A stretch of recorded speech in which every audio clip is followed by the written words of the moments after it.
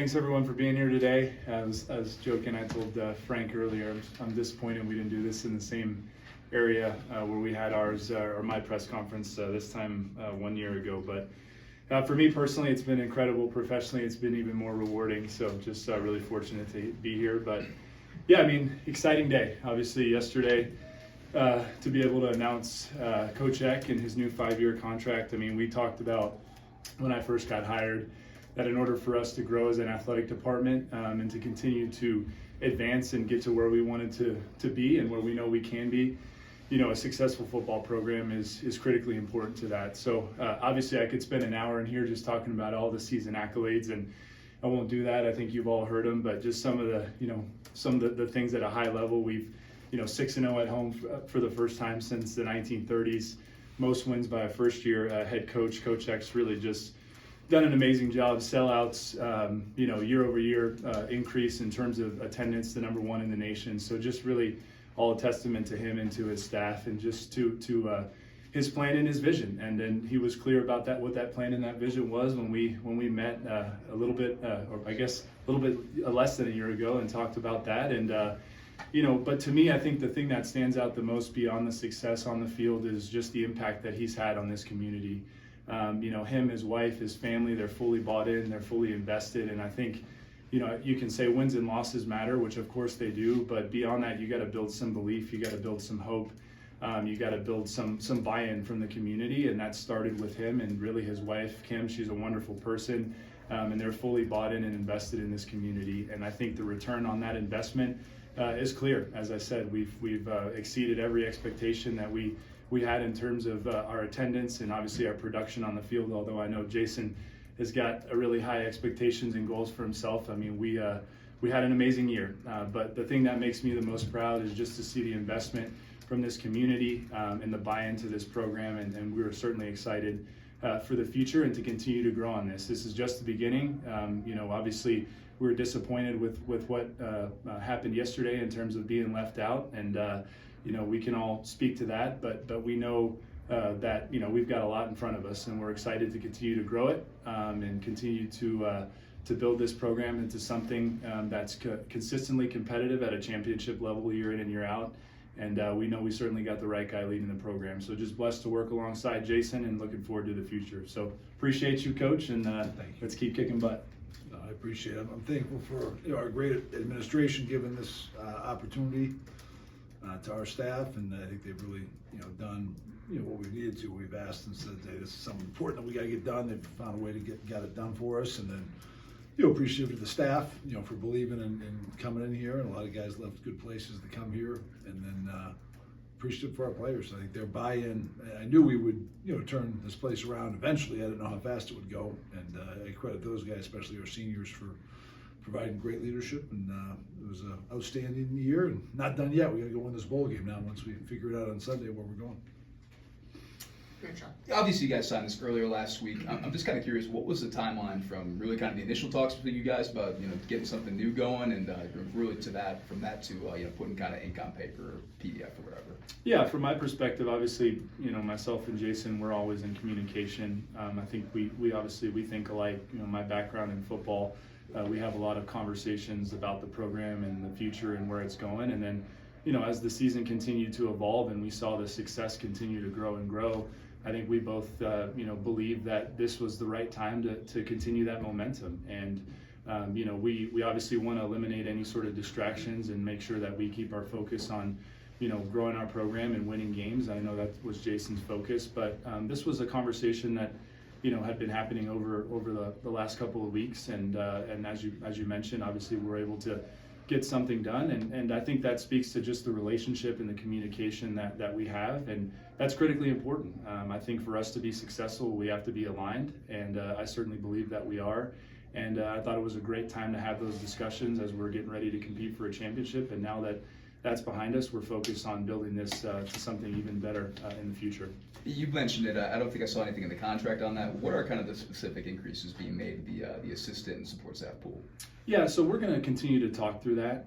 Obviously, you look at a head coach's compensation, and that's a big piece of it. But continuing to grow the investment in the program, I've said that from day one, that we look at these things holistically. And now a big part of that obviously is player retention and recruitment. And so we're going to work together. We have already been doing that to ensure that his coaches, obviously, we have a Bros Award semifinalist with Coach Spence, and we have some other great coaches on staff and support staff. So we're going to make sure that we take care of them in the manner that they've earned. And then obviously we got to look at what we're going to do to retain and recruit players so we continue to put a roster together that we can win a championship with. Coach, what factored into your decision to stay? I know you're a hot name, and I also know you have a family, and so I was wondering how much of wisdom played into that part, as opposed to it's easy to go chase the money, but you have other things going on. Yeah, I mean, my family and I, we really like it here.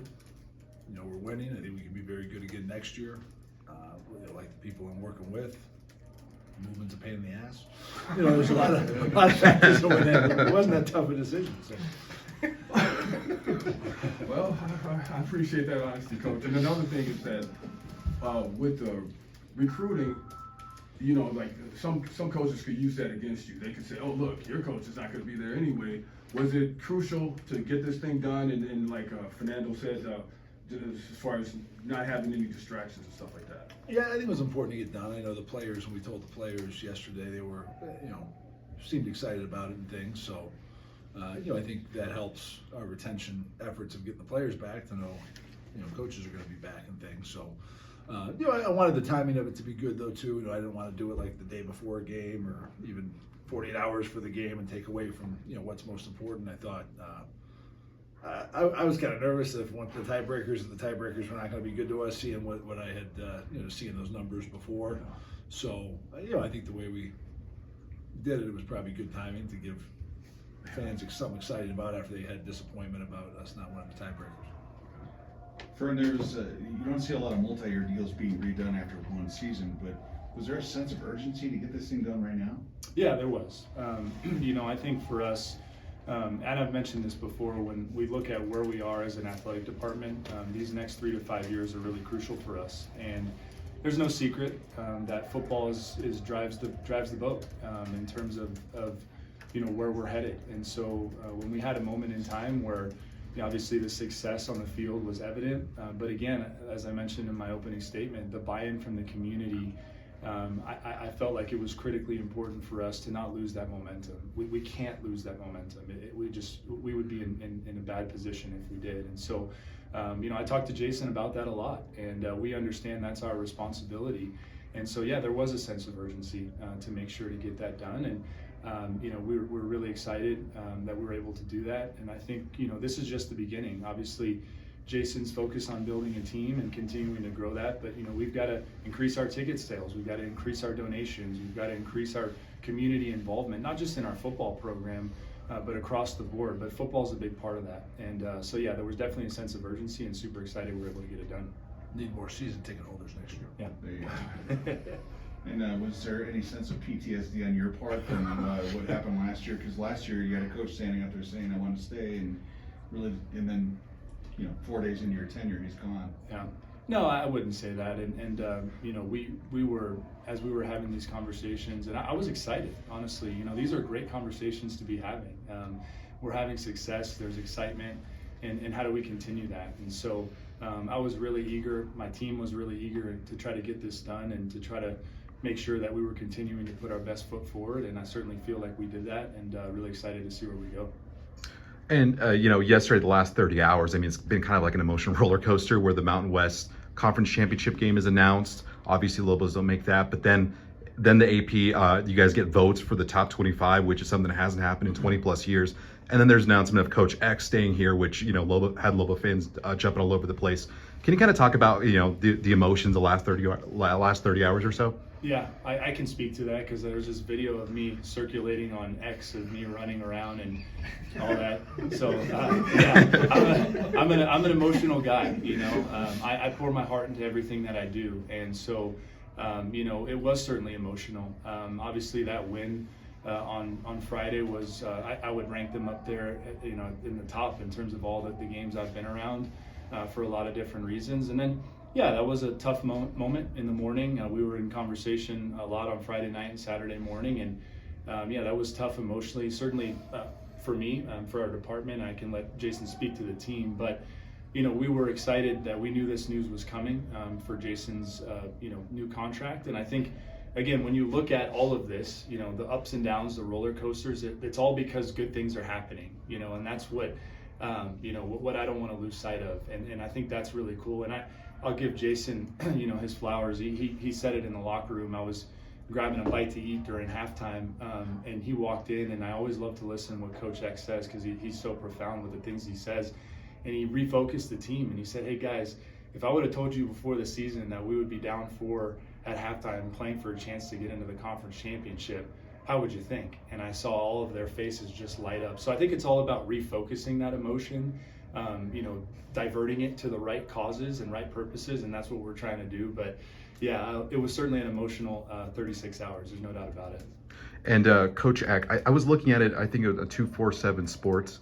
I believe Desmond Branch is the last New Mexico recruit to commit to the UNM, and that was I think 2013, 2014. And I know you want to put an emphasis on recruiting the local talent around here. I know during the NMSU game, Tyler Martinez mentioned he never got a look from UNM. What are kind of your plans now that you're going to be here for the long haul, recruiting wise?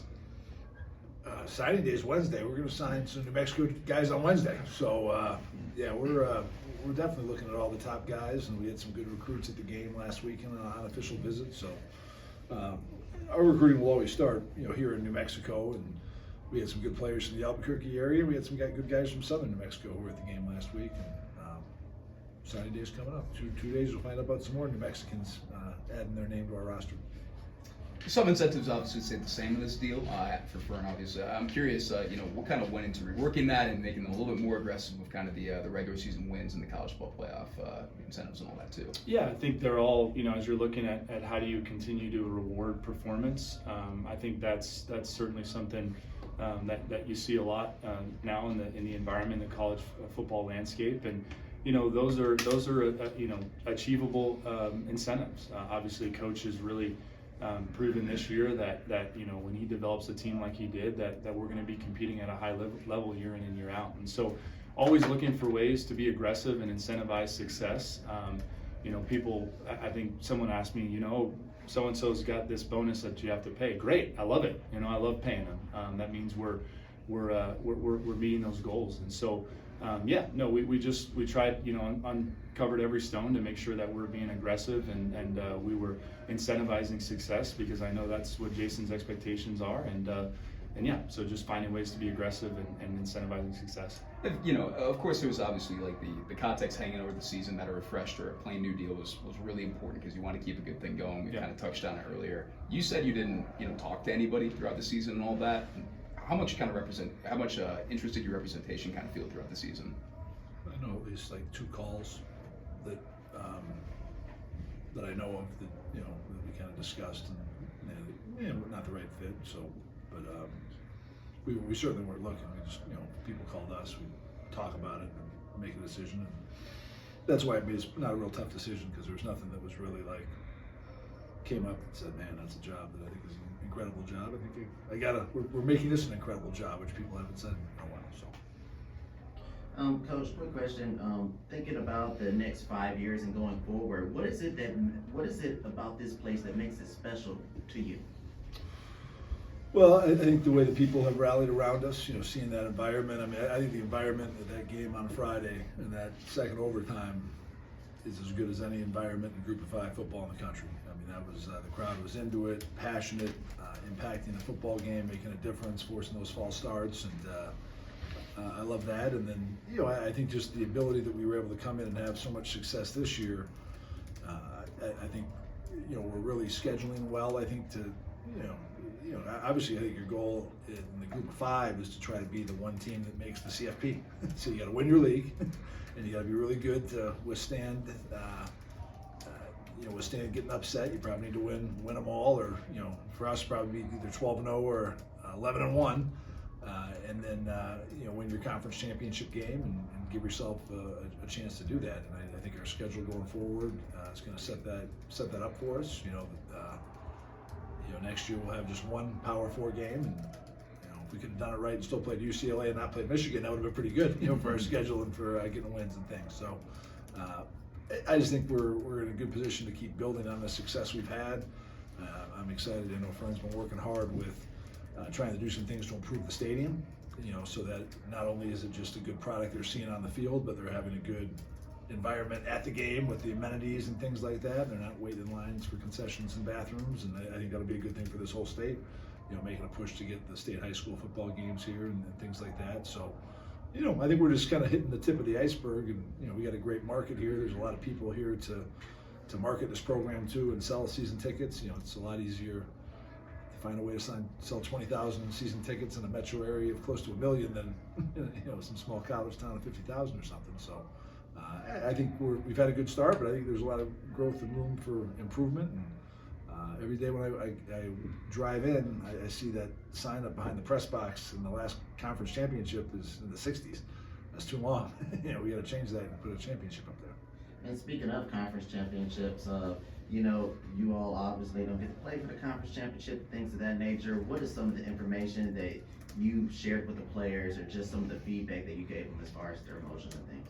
Well, I think it was very important that we needed to, validate their feelings, let them talk about it. We had one of our non-football meetings last night, and it's good to when you are frustrated, when you are going through some stress, when you're down about something. I think it's good to verbalize that, talk about it with people, and share that, because I think there was a lot of the same shared emotions with that, and it's really focused with this year's team on kind of consoling them, and it's out of their control. I think when we start our team next year, we'll talk about things like, you can't beat Nevada by 2 and Colorado State by 3. That stuff matters when it comes to commuter rankings and stuff.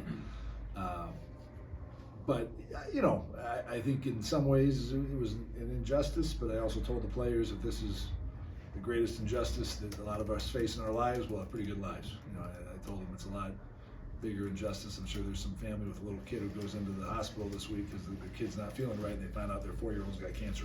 That's a lot tougher deal than getting misjustice or something out of your control with playing in a game or something. So I think it's important we keep perspective in that, and I also told them this next game will tell a lot, because if we go play poorly in the bowl game, it's real easy for everyone to say, you know what, yeah, we were right about that. New Mexico didn't belong in that championship game. We go play really well and kick the crap out of somebody, then I think it gives validity to our case that, yeah, we were the best team in this conference this year.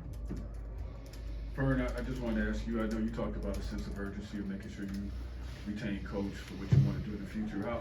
How good do you feel about the momentum you guys have as you try to make this thing happen? Because this program has been down for so long, and now you're getting some momentum going in the right direction. How good do you feel about that, and how long of a process do you think that might be? Yeah, I feel really good about it. When we were talking about this job, we both believe that this is a really good football job.